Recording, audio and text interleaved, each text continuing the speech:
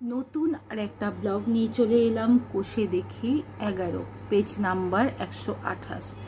Blog শুরু করার আগে বলে নিই, যদি আমার বোঝানো ভালো লেগে থাকে অবশ্যই আমার চ্যানেলটাকে সাবস্ক্রাইব করো, শেয়ার করো এবং লাইক করো।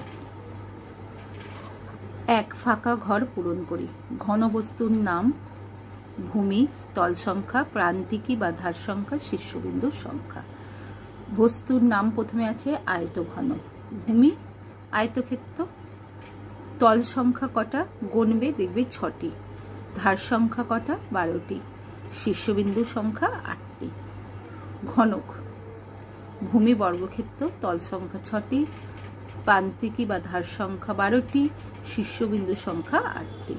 প্রিজম ত্রিভুজাকার, তল সংখ্যা 5টি হয়, মুখস্থ করে নেবে। প্রান্তিকী বা ধার সংখ্যা 9টি আর শীর্ষবিন্দুর সংখ্যা 6টি।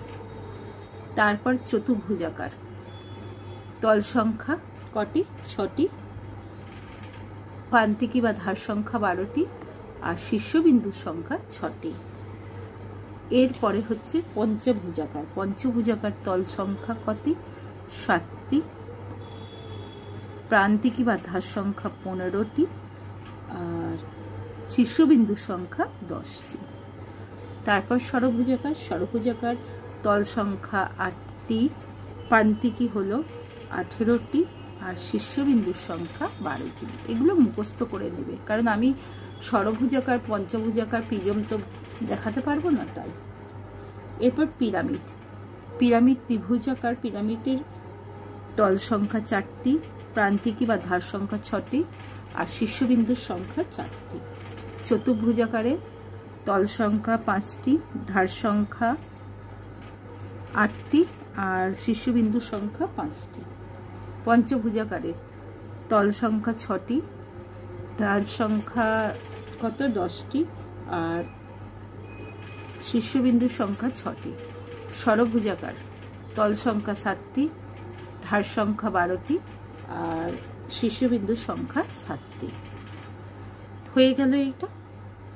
2, ছবির সাথে ঘনবস্তুর নাম মিলিয়ে লিখি। পিরামিড, চতুষ্কলক, ঘনক এবং আয়তঘন। প্রথম ছবিটা কি আছে? প্রথম ছবিটা আছে কার? আয়তঘনর। দেখতে পাচ্ছি এরকম এরকম, এটা হয়ে গেলে বক্স হয়ে যাবে, তাহলে আয়তঘন।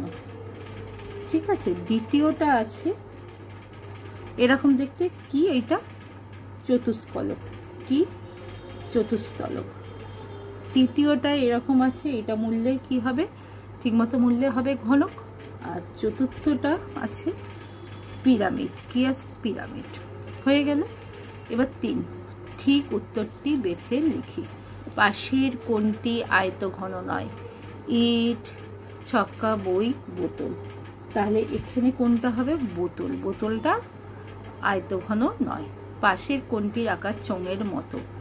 রাবার, ডাস্টার, তারপর দুধের কৌটো, বল। দুধের কৌটোর আকার হলো চোঙের মতো। একটি তল দিয়ে তৈরি ঘনবস্তু কি? বল, যার একটাই তল আছে, বাকিগুলো অনেকগুলো করে তল আছে। পাশের কোনটি ঘনক তৈরি করবে না? দুয়েরটা।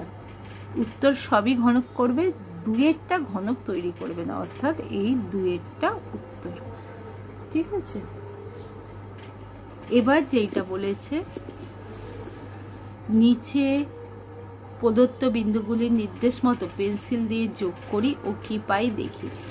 কি আর পাবো? এই যে বর্গক্ষেত্র, আয়তক্ষেত্র, এরকম কোনো অঙ্ক পরীক্ষায় দেবে না, তাই করার দরকার নেই। আমার কোষে দেখি 11 কমপ্লিট। যদি আমার পড়ানো বুঝতে পারো অবশ্যই আমার চ্যানেলটাকে সাবস্ক্রাইব করবে, শেয়ার করবে এবং লাইক করবে।